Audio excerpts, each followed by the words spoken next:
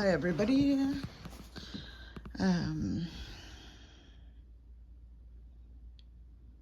wow, there's a lot of orbs in my room. Hi spirits.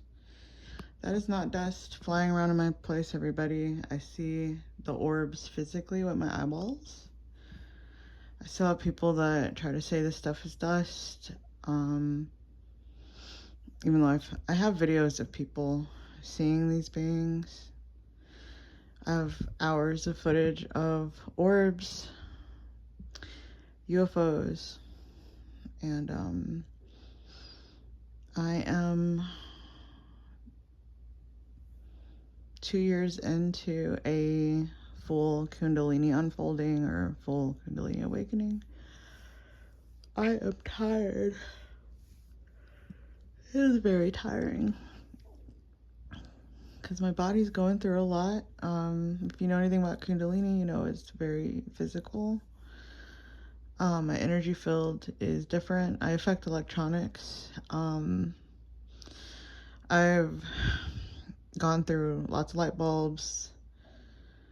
I cause batteries to explode.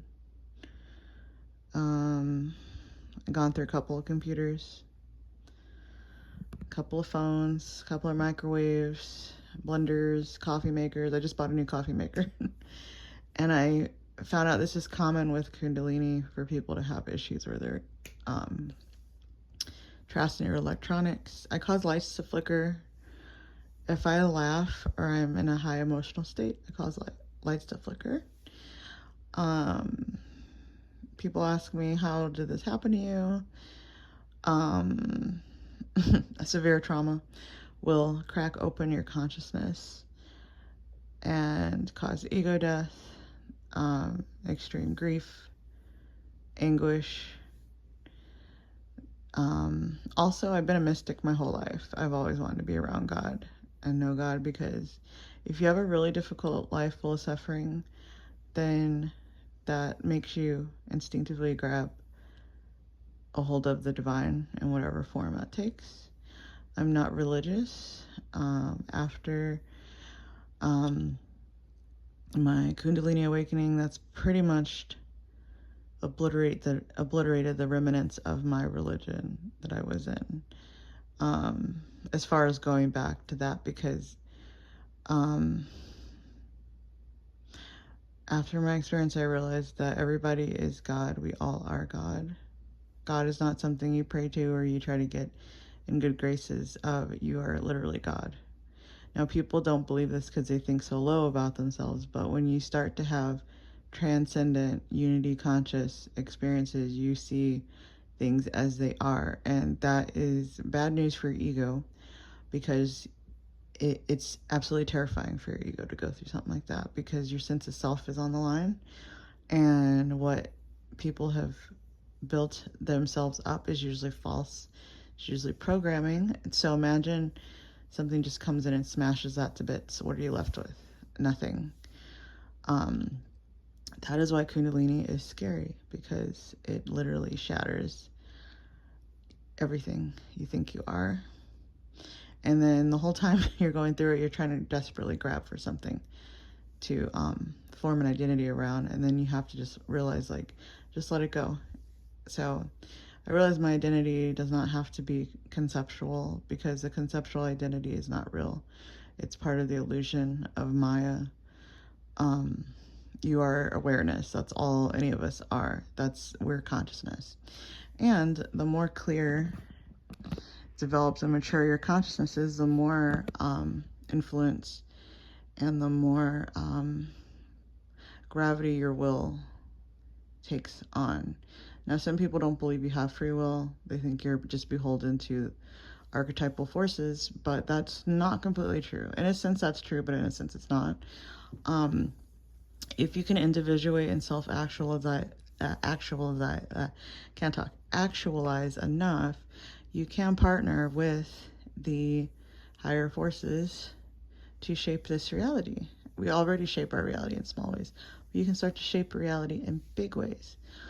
Now, some people practice witchcraft, which I don't think that's necessarily bad. Depends on what you do with it. But a witch is basically someone that bends energy. bends reality. But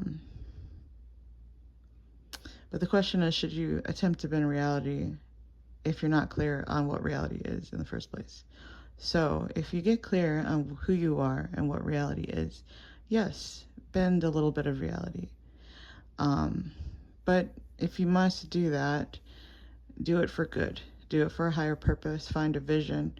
That's kind of where I'm at with all of this. I'm trying to find my balance with my own personal agency and also partnering and working in unison with the universe, the forces of the universe. It's frightening. I'll say this, it is frightening going through this because you realize how small you are, that you're a fragment of God.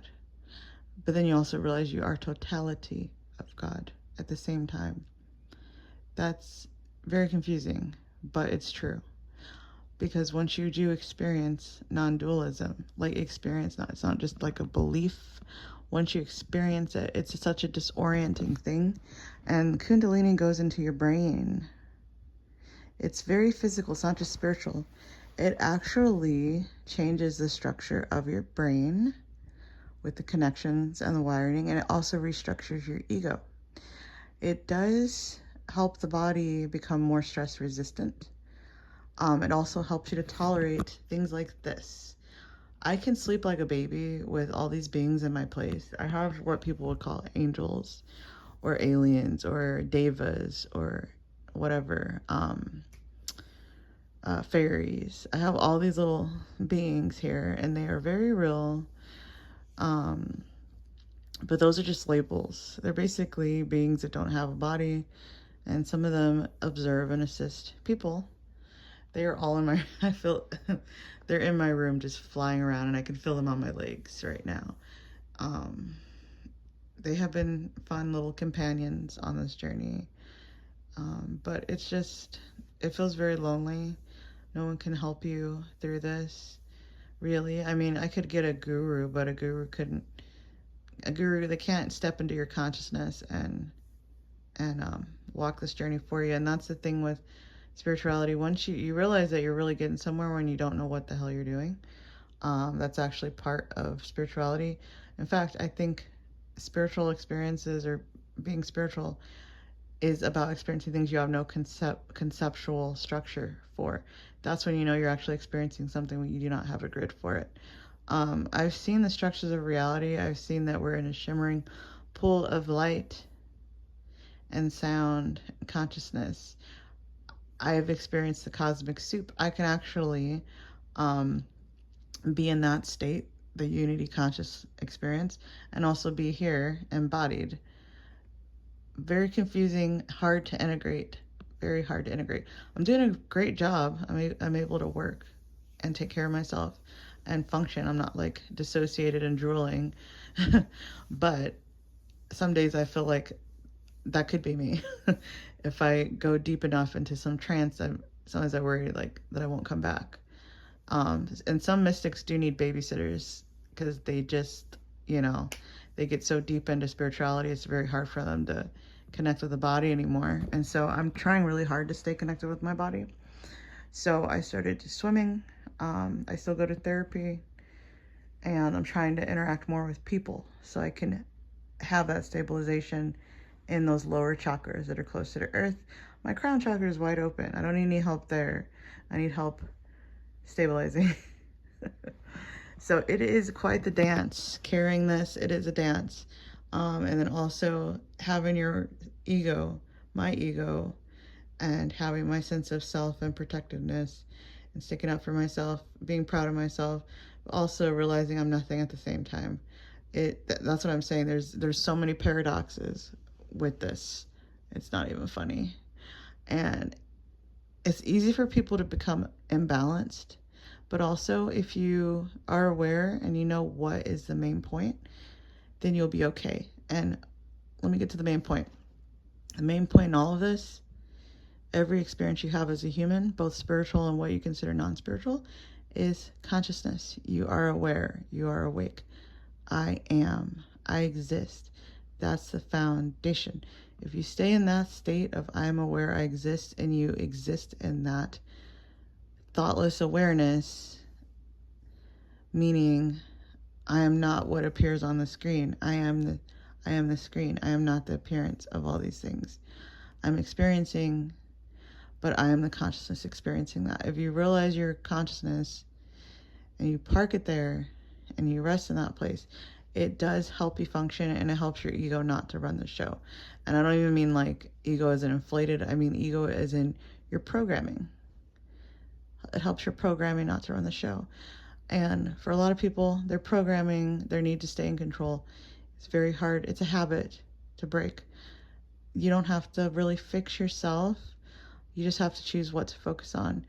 And to focus on the highest quality of existence is simply to be aware. It clears everything off the counter. You don't have to figure out what religion's right, what am I doing this right, and do I have this problem, do I have that problem.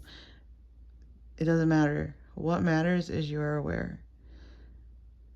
When you are aware, you realize that the you that you think you are is not really real. It's just a short-term manifestation. What we all are, base reality, is awareness, is consciousness. And if you stay in a state where you are present to your own life, it helps. And it's very hard for me to be present in my life. So I'm working on that. But even when I'm not present, when I'm in altered states, it's all awareness, all the same. So in the end, all is well. There's no problem. Biggest problem with people is actually believing what we've been programmed with.